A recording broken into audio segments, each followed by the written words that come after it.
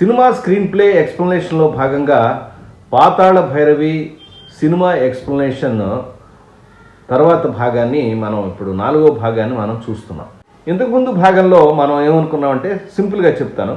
ఖైదీలోంచి విడిపించడానికి తోటరాముడిని రాజకుమారి ప్రయత్నిస్తుంది. అది గమనించిన రాజుగారు తోటరాముడిని హెచ్చరిస్తాడు. ఏమని? ప్రేమించడమే గొప్పతనం అనుకున్నావా? నీవు అంతరాలు చూసుకోక్కర్లేదా? ఈ పరివారం, ఈ డబ్బు, ఇంత హోదా, ఇంత సంపాదించినప్పుడు అంత సామంతుడు అయితే వచ్చి నా కూతుర్ని పెళ్లి చేసుకుంటాననే ప్రస్తావన తీసుకురా అని చెప్పి ఒక వార్నింగ్ ఇచ్చి పంపించేస్తాడు. అక్కడతో ఆ భాగాన్ని మనం ఆపాం. ఆ తర్వాత ఇక్కడ ఒక షాట్ దర్శకుడు చాలా అద్భుతంగా చేశారు. ఆ తోటరాముడు సైలెంట్గా చేతులు కట్టుకుని అలా నడిచి వెళ్ళిపోతాడు.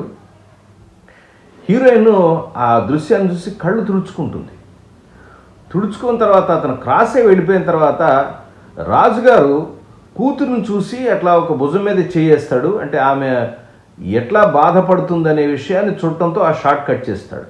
విచిత్రం చూడండి, ఇక్కడ తండ్రి కూతురు గురించి బాధపడుతున్నాడు, కట్ చేస్తే అక్కడ తల్లి మీద ఓపెన్ చేస్తాడు. ఇలా కెమెరా బ్యాక్ వస్తే హీరో దెబ్బ తగిలి అక్కడ తల్లి ఒడిలో పడుకుని ఉంటాడు, అంజిగాడు పక్కన ఉంటాడు అన్నమాట. ఎందుకురా నాయన, ప్రాణాలన్నీ మీదే పెట్టుకున్నాను, ఇలాంటి అఘహత్యాలు చేస్తావు, రాజుగారు కాబట్టి మంచివాడు కాబట్టి వదిలిపెట్టాడు, లేకపోతే ఏమైపోయావు నువ్వు అని అంటే, అమ్మ రాజుగారు జనక మహారాజు లాంటి వాడు, మనవాడు సాధించి రాముడిలాగా సాధించాలని ఆశీర్వదించు అని చెప్పి ఎంకరేజ్ చేస్తాడు. ఆ ఎంకరేజ్మెంట్కి దానిలో ఒక చిన్న మాట అంటాడు. రాజకుమారే స్వయంగా తన చీర కొంగు చింపి వీడికి దెబ్బ తగిలితే కట్టిందంటే దాని అర్థం ఏంటి? నువ్వు ఆశీర్వదించమ్మా, వీడు సాధించుకొస్తాడని ఒక ఎంకరేజింగ్ అననే దాన్ని హీరో లేచి, అమ్మా నువ్వు ఆశీర్వదించమ్మా, రాజ్యాలు జయించుకొస్తానమ్మా అని అంటే, ఏమని ఆశీర్వదించారు నాయన అని అంటే, శ్రీరాముడిలాగా వెళ్ళి జానకీదేవిని తెచ్చినట్టు తీసుకురా నాయన అని ఆశీర్వదించమంటే అలాగే ఆశీర్వదించింది. అక్కడి నుంచి బయలుదేరుతాడు. ఇది ఆ తర్వాత వచ్చే మొట్టమొదటి సీన్. ఆ తర్వాత ఇతను సాధించాడా లేదా అనే విషయాన్ని, అసలు సాధించడానికి ఏం ప్రయత్నం చేశాడు అనే విషయాన్ని మనం ఈ ఎపిసోడ్లో చూద్దాం. విచిత్రంగా ఇంతకుముందు ఎపిసోడ్లో మనం మాంత్రికుడిని ప్రవేశపెట్టాం. ఎక్కడున్నాడో ఆ వీరుణ్ణి గమనించాడు, ఉజ్జయినిలో ఉన్నాడని. ఈ వీరుణ్ణి ఆ మాంత్రికుడు ఎట్లా ట్రాప్ చేస్తాడనేది ఈ నెక్స్ట్ పార్ట్లో వస్తుంది. అది ఎలాగో చూద్దాం. నేపాళ మాంత్రికుడు ఒక చోట, అంటే సమూహం ఉంటారు, ఒక గ్రూప్ ఉంటుంది ఒక సత్రంలో, రకరకాల మాయలు మంత్రాలు చేస్తూ ఉంటాడు. సరే, దీనిలో ఒక గొప్ప డైలాగ్ ఉందండి. జనం కోరింది మనం చేయటమా, మనం చేసింది జనం చూడటమా అంటాడు. జనమే మనం గురువు, జనం తరపున నేను అడుగుతాను, వాళ్ళకి కావాల్సింది చేయని అంటాడు పద్మనాభం క్యారెక్టర్. ఇవన్నీ చాలా గొప్ప గొప్ప డైలాగ్స్. ఈ సన్నివేశంలో ఉన్న 1-2 డైలాగ్స్, కొన్ని పాటల యొక్క లిరిక్స్ ఆ తర్వాత పాటలుగా వచ్చాయి, కొన్ని సినిమాలుగా కూడా వచ్చాయి. అంటే ఆ మంత్రాలు రకరకాల మాయలు. ఈ లోపుగా ఈ తోటరాముడు అక్కడి నుంచి తల్లి ఆశీర్వాదం చేసుకుని ఇక్కడికి వచ్చాడు, సత్రానికి వచ్చాడు. అంటే ఇక్కడ మాంత్రికుడు ఒక మాట అంటాడు, పెద్దవాళ్ళు ఎవరైతే ఉంటారో వృద్ధులు వాళ్ళందరూ వెనక్కి వెళ్ళండి, యువకులు ఎవరు ఉంటాడో ముందుకు రండి అంటాడు. అంటే ఉద్దేశం ఏంటి? హీరోని ముందుకు ఆహ్వానించడం. హీరో కూడా ఇక్కడ రకరకాల మాయలు చేస్తుంటే వాడు కూడా అట్రాక్ట్ అయ్యి జనంలోంచి వచ్చి ఆ పక్కనే నిలబడతాడు. ఇక్కడ ఈ మాయలు చేసే ఉద్దేశం ఏంటంటే తన మాయలు ప్రదర్శించడం కాదు, నేను ఇంత మహిమాన్వితమైన వ్యక్తుడు అని చెప్పి అతన్ని ట్రాప్లో తీసుకురావడం కదా. అందుకనే ఇక్కడ డైరెక్టర్ ఏం చేస్తాడంటే మాంత్రికుడు యొక్క లుక్స్, అంటే ఇలా చూస్తూ ఉంటాడు ఆయన, ఎస్ఆర్ గారు. అంటే వీడు ఏం చేస్తున్నాడు, నేను చేసిన ప్రతి మాయకి వీడు ఎట్లా రియాక్షన్ ఇస్తున్నాడు అనేది అబ్జర్వ్ చేసి ఒకటికి మించి చేసుకుంటూ వెళ్తాడు. ఇది ఈ సీన్లో దర్శకుడు చేసినటువంటి టెక్నిక్ అన్నమాట. అప్పుడు ఒక్కొక్కటి అడుగుతాడు. ఒక రాయి ఉంటే రాయిని కోతిని చేయమంటాడు, కోతిని అమ్మాయిని చేయమంటాడు, కోతిని అమ్మాయిని చేస్తాడు. అంటే ఒక రాయిని కోతిని చేశాడు, కోతిని అమ్మాయి చేశాడు, అమ్మాయి డ్యాన్స్ చేయవే మహాజనానికి మరదల పిల్ల అంటాడు. ఆ తర్వాత మహాజనానికి మరదల పిల్ల అని ఒక సినిమా కూడా వచ్చింది నిరోషాన్ని పెట్టి. అంటే ఒక్కొక్క పాత సినిమాల్లో ఒక్కొక్క డైలాగ్ ఒక్కొక్క సందర్భంలో ఒక సినిమా గడే వచ్చిందనమాట. ఇలా చాలా సినిమాలకు వచ్చాయి ఇట్లా అనుకోండి. నేను చిన్న ఎగ్జాంపుల్ కూడా చెప్పాను. అలాగే బావలు అని పాడుతుంది ఒకటి. ఆ తర్వాత మనం సిల్క్స్ మీద బావలు సయ్యా అని పాట కూడా రాశారు. అంటే ఇదే ఇన్స్పిరేషన్ నేను అంటలేదు, మనకు స్ఫురించడానికి అవకాశం ఉంది. అంటే పాత సినిమాలు చూస్తే కొత్త థాట్స్ స్ఫురించడానికి అవకాశం ఉంది అనేటువంటి ఒక ఎగ్జాంపుల్ మాత్రమే మీకు తెలియజేయడానికి ప్రయత్నిస్తున్నాను. ఆవిడ ఆ పాట అవుతుంది. ఆ పాట అయిన తర్వాత ఈలోపుగా రాజుగారి బావమరిది, అంటే రేలంగి క్యారెక్టర్ వస్తుంది తన పరివారంతో వచ్చేసేసి మాంత్రికుని బెదిరించబోతే ఆయన ఏం చేస్తాడు, అమ్మాయిని చేసేస్తాడు. వాడు ఒక్కసారి మీసాలు గీసాలుగా పౌరుషం పోయేసరికి ఆ పాట డాన్స్ చిన్న చిన్న డాన్స్ చేసి మాంత్రికుని శరణ చూస్తాడు. దయచేసి నన్ను క్షమించే ఏదో రకంగానంటే, అరే విద్యలనేవి ఆట పట్టిస్తానికి కాదురా, వివేకంతో బతుకని చెప్పి వాడిని మళ్ళీ మామూలు మనిషిని చేసి వాడు బెదిరి పారిపోతాడు. ఈ సందర్భంలో దర్శకులకి రచయితలు ఒక చిన్న సూచన చేయదలుచున్నాను. అంటే ఈ రాజుగారు బావమరిది వచ్చి ప్రజల్ని అక్కడ ఇంట్రడక్షన్ సీన్లో రకరకాల యాత్రికుల్ని ప్రజల నుంచి వినోద పన్ను వసూలు చేయటం అనేటువంటి ఒక సీన్. ఇది కూడా సేమ్ టైప్ ఆఫ్ సీన్. అంటే ఇక్కడ కూడా అదే పన్ను వసూలు చేద్దామనే వచ్చాడు. కానీ ఒకే టైప్ ఆఫ్ సీన్స్ని ఒకే సందర్భంలో ఒకే ఫస్ట్ హాఫ్లో ఒకే రకమైన సీన్స్ని మళ్ళీ రాయాల్సి వచ్చినప్పుడు కంటెంట్ డిఫరెంట్గా ఎట్టా రాసుకోవాలనే దానికి ఇది ఒక ఎగ్జాంపుల్. అక్కడేమో తను ప్రతాపం చేస్తే హీరో అతన్ని చేసి పంపించాడు, ఏమని వ్యధం చేసి పంపించాడు. ఒక దెబ్బ రెండు దెబ్బలు కూడా పీకాడు, కొట్టాడు కూడా, ప్రజలతో కలిసి ఒక దెబ్బ కొట్టి పారిపోయాడు అక్కడ. ఇక్కడ రెండోసారి వచ్చాడు మళ్ళీ బెదిరించడానికి. ఇక్కడ కూడా హీరో ఉన్నాడు. కానీ ఇక్కడ హీరో కాదు హైలైట్ కావాల్సింది, మాంత్రికుడు తన మంత్ర బలంతో ఏం చేశాడు వాటిని అవమానించాడు. హీరో అది చూసి ఆశ్చర్యపోతాడు. ఇంత టెక్నిక్గా, ఇంత సింపుల్గా ఉంది కదా అనగానే వాడు పారిపోతాడు. ఇంకంతే. పారిపోయిన తర్వాత పద్మనాభం క్యారెక్టర్తో పక్క ముసలాడుకు ఒక అరటిపండు, ఆ తర్వాత హీరో యొక్క అసిస్టెంట్ అంజు వచ్చి నాకు 100 వరహాలు కావాలంటే వరహాలు అలా పోస్తాడు. అలా పోస్తుంటే ప్రజలు కూడా మాకు కావాలని అడుగుతారు. అంటే అన్ని వస్తువుల్ని ఇవ్వగలదు అనగానే అట్లా ఆ అక్షయ పాత్రలాగా ఏదవుతుందో ఇలా మంత్రం పెట్టి ఇలా వేస్తూ ఒక్కసారి హీరో అంటే వాడిలో అటా ఇంట్రెస్ట్గా చూస్తుంటాడు హీరో. అంటే ఆహా మనకు కావాల్సింది ఈ పాత్రలోకి తీసుకుంటే వచ్చేస్తుందన్న ఒక లుక్ దానిలో అతను, అరే ఇంత మహిమాన్వతి పాత్ర ఒకడు వస్తే మనకు చాలుగా అన్నట్టుగా ఒక లుక్ హీరో తెస్తాడు డైరెక్టర్. ఆ తర్వాత జనాలకి ఇట్లా రాసులు పోస్తూ ఉంటే, ధనరాశులు పోస్తూ ఉంటే గుంపులోంచి వచ్చేసి హీరో ధర్మం తీసుకుని పారిపోతాడు. అరే డింబకుడు ఇట్లా చేశాడేట్రా, నువ్వు వీళ్ళు చూసుకొని వస్తానని చెప్పి అక్కడి నుంచి మాంత్రికుడు ఎగ్జిట్ అవుతాడు.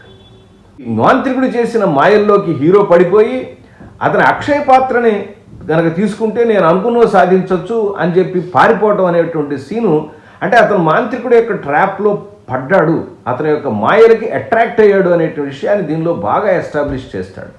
అలాగే ఇందాక చెప్పుకున్నట్టు ఒకే రకమైన సీన్ని కంటెంట్ని చేయాల్సినప్పుడు దాన్ని కంటెంట్ను మార్చుకుని రాసుకోవటం, డిఫరెంట్గా రాసుకోవటం. అక్కడ ఇక్కడ పన్నులు వసూలు చేయడానికి రాజుగారు బావమరిది వచ్చాడు, కానీ ఇక్కడ అవమానం పొందిన విధానం వేరు, అక్కడ విధానం వేరు. దీని యొక్క ఈ సీన్ యొక్క పర్పస్ వేరు, ఆ సీన్ యొక్క పర్పస్ వేరు. అతన్ని అవమానించడం పర్పస్ కాదు ఇక్కడేంటి, హీరోని అది ఇది అన్నీ, ఒక ముసలివాడికి అరటి పండిస్తాడు, ఒక రాయిని అమ్మాయిని చేస్తాడు, అమ్మాయిని డాన్స్ చేస్తాడు, ఒక పేద మహిళకు కుంకుబడిని ఇస్తాడు, డబ్బులు లేని వాడికి డబ్బులు రాసులు ఇస్తాడు. అంటే ఆల్ థింగ్స్ దీనిలో వస్తాయని చెప్పడం ఈ సీన్ యొక్క ఉద్దేశం. అది తెలుసుకోవాలి. కంటెంట్ ఉద్దేశం అంటే సీన్ యొక్క పర్పస్ అనేది ఒకే రకంగా అనిపించినప్పుడు కూడా ఈ సీన్ యొక్క పర్పస్ వేరు, ఆ సీన్ యొక్క పర్పస్ వేరు. ఇది మనం గమనించాలి. ఆ అక్షయ పాత్ర తీసుకుని ఒక నిర్జన ప్రదేశానికి హీరో పరిగెత్తుకెళ్తాడు. ఆ పాత్రలు పట్టుకుని అతను చెప్పిన మంత్రాలు ఏవైతే ఉన్నాయో, మాంత్రికుడు చెప్పిన ఆ మంత్రాలని చూస్తాడు. నాకు మణులు కావాలి, మాణిక్యాలు కావాలంటే ఒక్కడు కూడా రావు. చివరి కోపం వచ్చి నేలకేసి కొడతాడు, పగిలిపోతుంది. అది నవ్వుకుంటా మాంత్రికుడు వస్తాడు. దానిలో ఏముందిరా, మంత్రశక్తి మా మంత్రంలో ఉంది, మా దగ్గర ఉందిరా అని హీరో చేతులు కట్టుకుని సీరియస్గా చూస్తూ ఉంటాడు.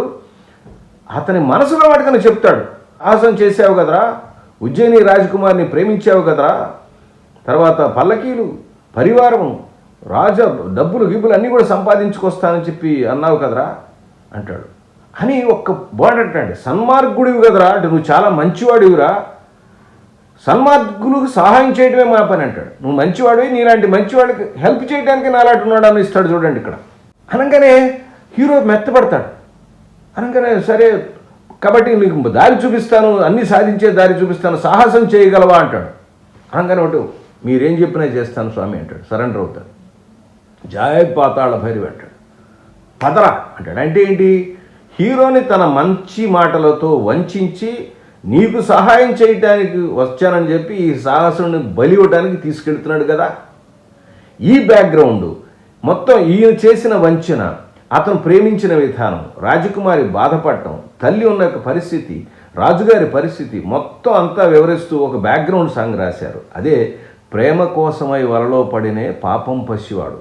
అప్పట్లో ఈ బ్యాక్గ్రౌండ్ సాంగ్ అప్పటికి కూడా చాలా పాపులర్, చాలా అద్భుతమైన పాట.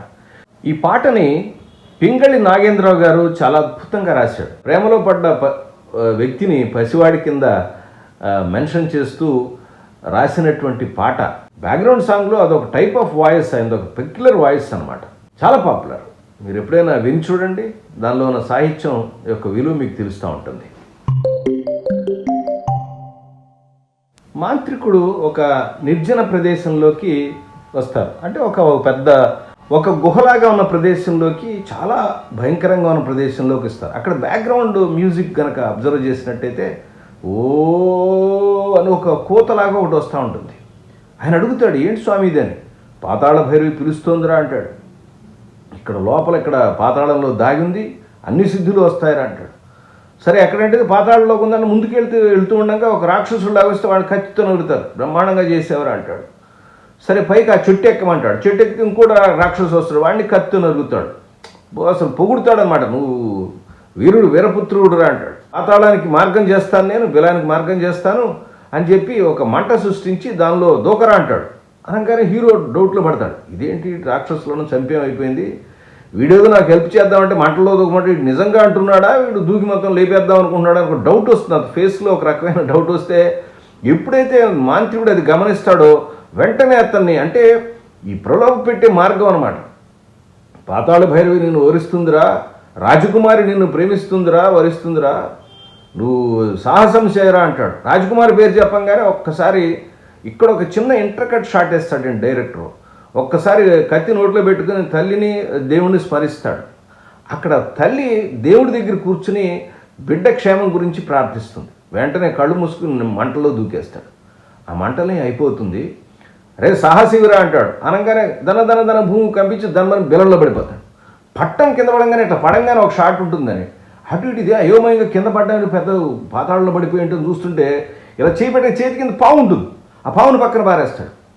అరే పైన చూస్తే అటా ఇటో చూసి ఇదంతా అయోమయంగా ఉందని పైనుంచి వాడు తాడేసుకుని మాంత్రికి దిగుతాడు. అంతా దారి కనపట్టలేదు. ఏంటో అని అంటే, సాహసివురా ఏం పర్వాలేదు, ఎప్పటికప్పుడు ఎంకరేజ్ చేస్తున్నావు సాహసివురా అని, నేను మార్గం క్రియేట్ చేస్తాను రా అని ఒక చోట బొడ్డుదేవర దగ్గరికి వెళ్తాడు. అక్కడ బొడ్డులో చూపించి ఇలా పక్కన ఉక్కు గదతో బొడ్డుదేవర పిలుస్తుందిరా, ఆ ఉక్కు గదతో అక్కడ బొడ్డు దగ్గర కొట్టమంటుందని కొడతాడు. కొట్టంగానే ఒక లోపల బిలంలోకి వెళ్తారు. ఆ బిలంలోకి వెళ్ళిన తర్వాత కత్తుల ద్వారా అట్లా కత్తులు ఇలా తిరుగుతూ ఉంటాయండి. ఒక మిషన్స్ పెట్టి అప్పట్లో చేశారు. అంటే గ్రాఫిక్స్ లేని టైంలో మాన్యువల్గానే తయారు చేశారండి. ఎంత గొప్పగా చేశారండి. ఈ మాయలు మంత్రాలు ఇవన్నీ కూడా పిల్లల్ని పెద్దవాళ్ళని అప్పట్లో బాగా అట్రాక్ట్ చేసినవి. అనగానే ఇక్కడ కొంచెం డౌట్, సరే అక్కడ నిప్పులో దూకమన్నాడు అయిపోయింది, ఇక్కడ తీసుకొస్తే మళ్ళీ ఇక్కడ కత్తుల్లో చివరికి ముక్కలు నరికేస్తాడు ఈ గాడిద కొడుకు అని చెప్పి డౌట్ వచ్చేస్తుంది. ఎప్పుడైతే డౌట్ అతని ఫేస్లో చూస్తాడో ఏమంటే, రాజకుమారి నిన్ను వరిస్తుందిరా, పాతాళ భైరవి నీకు వశమవుతుందిరా అని చెప్పి ఎంకరేజ్ చేయగానే మళ్ళీ ఒక్కసారి దేవుణ్ణి తలుచుకుని చేతులు కట్టుగల నడిచెళ్తే ఆ మెళ్ళ దండలు పడిపోతాయి. అన్నీ కూడా కత్తులు ఏం చేయవు. సాహసివురా, నీకు పెళ్లి మాలలు ఆల్రెడీ మెళ్ళలో పడ్డాయిరా నీకు ఎంకరేజ్ చేస్తాడు అని అలా ముందుకెళ్ళంగానే ఓ అని పాతాళ భైరవి ఒక శబ్దం. ఇక్కడ బ్యాక్గ్రౌండ్ మ్యూజిక్ అండి, చాలా అద్భుతంగా చేశారు బ్యాక్గ్రౌండ్ మ్యూజిక్. ఈ బ్యాక్గ్రౌండ్ మ్యూజిక్ తీసుకుని తర్వాత ఎన్ని సినిమాల్లో కొంచెం అటు ఇటుగా మార్చేసి వాడుకున్నారో చెప్పనక్కర్లేదు. ఈ బ్యాక్గ్రౌండ్ మ్యూజిక్తో పాటుగా నేను ఇక్కడ ఒక షార్ట్, అంటే అప్పట్లో టెక్నీషియన్స్ అంటే ఇప్పట్లోలాగా అంత లేవు, మోనోలో రికార్డ్ చేసేవాళ్ళు. మాంత్రికుడు దూరంగా ఉంటాడు, ఇక్కడ హీరో ఫోర్గ్రౌండ్లో ఉంటాడు. అక్కడి నుంచి వాయిస్ మాట్లాడుకుంటూ వస్తే క్రమంగా దగ్గరకు వచ్చేసరికి పెరుగుతుంది. అంటే వాయిస్ అనేది దూరం నుంచి మాట్లాడి ఇంత క్లియర్గా ఆలోచించి చేసేవాళ్ళు. అప్పటికి పెద్ద టెక్నాలజీ లేనప్పటికీ కూడా అంటే మాన్యువల్గా ఆలోచించి అన్నమాట చేసేవాళ్ళు. ఇది ఈ సినిమాలో గొప్పతనం. అప్పుడు పాతాళ భైరవి దగ్గరికి వస్తాను. ఇప్పుడు అసలేంది ఏం జరిగింది అనేది చాలా ఇంపార్టెంట్. పాతాళ భైరవి దగ్గర నిలబడి జై పాతాళ భైరవి అని అమ్మని స్తోత్రం చేస్తాడు. అరే ఇక్కడ పూజ స్టార్ట్ చేస్తాను, నేను రెడీ చేస్తాను, ఈలోపుగా పుష్కరిణిలోకి వెళ్ళి స్నానం చేసి శుచివై రారా, తర్వాత అమ్మని పూజించి ప్రసన్నం చేసుకుందువు కానీ పాతాళ భైరవి అని చెప్పి అంటాడు. సరే చెప్పాడు కదా, వెళ్దాం స్నానం చేద్దాం. నా పక్కన పుష్కరిణిలోకి వెళ్ళి చక్కగా ఇప్పటిదాకా అలసిపోయి ఉన్నాడు కదా, అక్కడ ఒక చిన్న మొసలు ఉన్నట్టుగా ఒక చిన్న ఇంటర్కట్ షాట్ వేస్తాడు. దాన్ని మనం దూకుతాడు. ఆ మొసలు వచ్చి కాలు పట్టుకుంటుంది. దాంతో పోరాడి ఆ చిన్న ఒడ్డు గీదుకుంటూ అలా వచ్చేసి దాన్ని చంపేస్తాడు. ఆమె ఒక యక్ష కన్యలా మారుతుంది. నన్ను శాప విమోచన అయింది దాని వల్ల, నేను నీ రుణం తీర్చుకుంటాను. ఈ మాంత్రికుడు వీడు టక్కరి నిన్ను పాతాళ భైరవికి బలిచ్చి అష్టసిద్ధులు పొందాలని చూస్తున్నాడు. తెలివితో వాడినే నువ్వు బలిచ్చి చేస్తే నీకు పాతాళ భైరవి వశం అవుతుంది నాయన, విజయవస్తుని ఆశీర్వదించి వెళ్ళిపోతుంది. ఇక్కడ హాల్లోకి రాగానే అసలు వీడు మన మామూలుగా పూజ గీజ మొత్తం అంతా కూడా బలికి రెడీ చేసి అమ్మవారిని ప్రార్థన చేస్తూ ఉంటాడు. అక్కడ కత్తితో ఎంటర్, ఇక్కడ ఒక షార్ట్స్ భలే ఉంటాయండి. చూస్తాడు మొత్తం, చూసి కత్తితో చూసి ఇలా కత్తి చూసి ఇట్లా డైరెక్ట్గా వీడు అటాక్ కాదు కదా, యుక్తితో అని చెప్పింది కదా, అందుకని కత్తి లోపల పెట్టేస్తాడు. ఇదే ఆ డీటెయిల్స్ ఆఫ్ ఆ సీన్లో వర్క్ చేయటం అంటే. వచ్చి అక్కడ ఇక్కడి నుంచి అప్పటిదాకా ఒక సీరియస్గా అసలు వీడు అవునా కాదా ఏంటి అని డౌట్ పడుతుంటే వాడు ఎంకరేజ్ చేస్తుంటే వీడు పాపం నాకు హెల్ప్ చేయడానికి వచ్చాడు అన్నట్టుగా ఉన్నాడు కదా. సరే ఆ పక్కకి అక్కడికి వెళ్ళంగానే ఇక్కడి నుంచి హీరో యాక్టింగ్ స్టైల్ మారిపోతుంది. అనగానే స్వామి ఏం చేయమంటారు తర్వాత అంటాడు.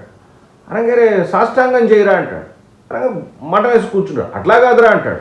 మోకాళ్ళ మీద కూర్చుండి. ఏం మాట్లాడతారు అట్లా కాదు కూర్చుంది అంటే, నాకు అది తెలియట్లేదు స్వామి మీరు చెప్పు అంటాడు. నేను చూపిస్తాను చూడరా అని చెప్పి ఇలా పడుకొని ఇలా పడి దేవుని ఇట్లా స్తోత్రం చేయాలి, దేవుని స్తోత్రం చేస్తూ ఉంటాడు. ఆ పక్క నుంచి దాటి ఆ గొడ్డలు తీసుకుని టక్క నరికేస్తాడు. నరకంగానే పెద్దగా ఆ విగ్రహం పగిలిపోతుంది, దానిలో భీకరమైనది అవుతుంది, దానిలోంచి పాతాళ భైరవి ప్రత్యక్షం అవుతుంది. ప్రత్యక్షమై విజయోస్తునరుడా నరుడా ఏమి నీ కోరిక అని ఒక డైలాగ్ అనమాట. అనగానే ఆవిడ చెప్తుందనమాట, ఈ ప్రతిమను ఎవరైతే మస్తకానికి తలకు తగిలించుకుని నన్ను స్మరిస్తారో నేను ప్రత్యక్షం అవుతాను, అడిగింది ఇస్తానంట. సరే జాగ్రత్త అయినా విజయోస్తు అని చెప్పింది. పక్కకు రాగానే ఒక చిన్న టెస్ట్ పెడతాడు. అట్లా జయ పాతాళ భైరవి అనగా ప్రత్యక్ష నరుడా ఏమి నీ కోరిక కుమారి మందిరంలోకి తీసుకెళ్ళి అంటాడు. తథాస్తు అంటే కట్ చేస్తే అక్కడి నుంచి కట్ అయ్యాడు. ఆ తర్వాత కథ ఏమైంది అనేదే నేను తర్వాత చెప్తాను. అంటే రాజకుమారిని సంపాదించగలిగేటటువంటి, ఆమె ప్రేమని పొందగలిగి ఏది కావాలంటే అది ఇవ్వగలిగే పాతాళ భైరవిని హీరో సొంతం చేసుకున్నాడు. రాజకుమారి దగ్గరికి వెళుతున్నాడు. ఇక్కడేమో తీసుకొచ్చిన మాంత్రికుడు బలైపోయాడు. తర్వాత కథ ఏమైంది అంటే, ఆ బలైనాడు అటువంటి పోయాడా, వీడి చివరికి పెళ్లి చేసుకున్నాడా, తర్వాత ఏం జరుగుతుంది అన్న కథతో ఉత్కంఠతతో దర్శకుడు ఇంటర్వెల్ ఇస్తాడు.